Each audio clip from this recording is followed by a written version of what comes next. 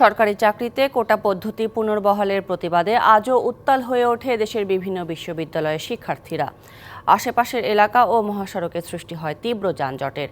এ সময় মেধাভিত্তিক নিয়োগ বহাল রাখার দাবি জানান আন্দোলনরত শিক্ষার্থীরা। সরকারি চাকরিতে কোটা পদ্ধতি নিয়ে ২০১৮ সালের পরিপত্র পুনর্বহালের দাবিতে আজও আন্দোলন হয়েছে দেশের বিভিন্ন বিশ্ববিদ্যালয়ে। ঢাকা বিশ্ববিদ্যালয়ের কলাভবনের সামনে থেকে মিছিল বের করে আন্দোলনরত শিক্ষার্থীরা। পরে শাহবাগ মোড়ে সড়ক অবরোধ করে অবস্থান নেয় তারা। যোগ দেন ঢাকা কলেজ, ইডেন কলেজ সহ আশপাশের বিভিন্ন প্রতিষ্ঠানের কয়েক হাজার শিক্ষার্থী। আশপাশের এলাকায় সৃষ্টি হয় তীব্র যানজট। কালকে যে হাইকোর্টের যে রায়টা হবে, রায় যদি আমাদের পক্ষে যায় তাহলে আমরা আমাদের আন্দোলন বন্ধ করে দেবো, আর যদি আমাদের পক্ষে না যায় তাহলে আমাদের আন্দোলন চলমান থাকবে। শেখ হাসিনা যেই কোটা বাতিল করেছিল এবং কি সংসদে যিনি বলেছিল যে আমাদের ছাত্ররা যেই দাবি চায় আমরা সেটাই মেনে নেব, সেই জায়গায় আমাদের সংসদ কেন আবার কোটা বহাল করলো?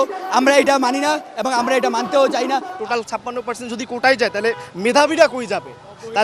তাহলে মানে মেধাবীরা কি এদেশে থাকবে না? নগদের কাছে সব গ্রাহকই প্রিয়, তাই তো সারা দেশে ক্যাশ আউট চার্জ সবচেয়ে কম। একই দাবিতে আন্দোলন করেছে জগন্নাথ বিশ্ববিদ্যালয়ের শিক্ষার্থীরাও। এদিকে ঢাকা আরিচা মহাসড়ক অবরোধ করে জাহাঙ্গীরনগর বিশ্ববিদ্যালয়ের শিক্ষার্থীরা। এ সময় সড়কে দেখা দেয় দীর্ঘ যানজট।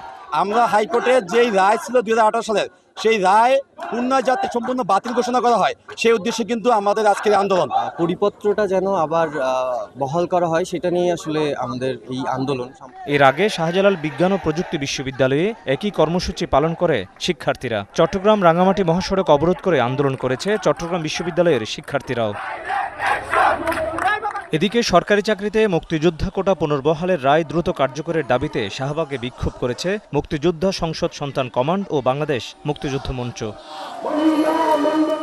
Mohammad Hussain, DBC news, Dhaka.